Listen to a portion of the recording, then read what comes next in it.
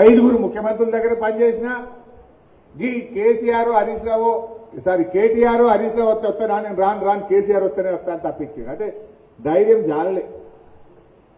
5గురు దగ్గర పనిచేసిన నేను చాలా సీనియర్ మంత్రి అన్నాడు. నీ సీనియర్ కథ ఏందో నీ కథ ఏందో ఇప్పుడు చెప్తా. ఇక ఉత్తరం రాసిండే, నాకు ఉత్తరం వాట్సాప్ లో వచ్చింది.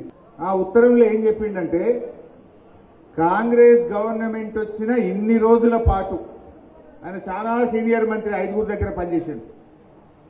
మొత్తం కాంగ్రెస్ ప్రభుత్వం ఏర్పడ్డ నాటి నుంచి ఇవాళటి వరకు కాంగ్రెస్ గవర్నమెంట్ చేసిన అప్పు 1,77,058 కోట్లు అని చెప్పిండు.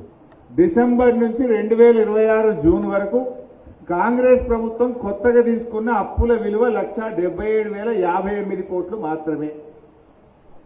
సరే, అదే కాలంలో బీఆర్ఎస్ ప్రభుత్వం చేసిన అప్పులు అసలు కలిపి 2,681 కట్టినా అన్నాడు. ఇక నేను రిజర్వ్ బ్యాంక్ ఆఫ్ ఇండియా రాష్ట్ర ప్రభుత్వం చాలా రకాల అప్పులు చేసింది. టీజీఐసి అప్పు చేసింది, హెచ్ఎండిఏలు అప్పు చేసింది, భూములు అమ్మింది, సివిల్ సప్లైస్ కార్పొరేషన్లో తెచ్చింది, ట్రాన్స్కోలో తెచ్చింది, డిస్కామ్లో తెచ్చింది. అవన్నీ లెక్క తీస్తే 4.5 लाख కరోడ్ అవుతుంది అది. కానీ అఫీషియల్ గా రిజర్వ్ బ్యాంక్ ఆఫ్ ఇండియా నుంచి తెచ్చిన అప్పులు ఒక్కసారి చూపిస్తే అది చూపి బాబు.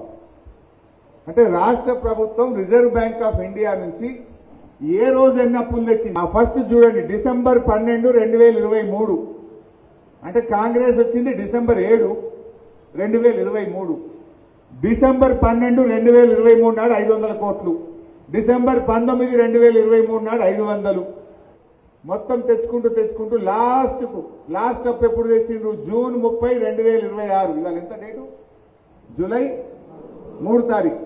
లాస్ట్ అప్పు ఎప్పుడు తెచ్చిందంటే జూన్ 30, 2026 నాడు 2,000 కోట్ల అప్పు తెచ్చిండు. అది 175వసారి రిజర్వ్ బ్యాంక్ ఆఫ్ ఇండియాలో తెచ్చిన ఎఫ్ఆర్బిఎం అప్పు. మొత్తం కూడితే ఎంత కనబడుతుందా? 1,86,067 కోట్లు.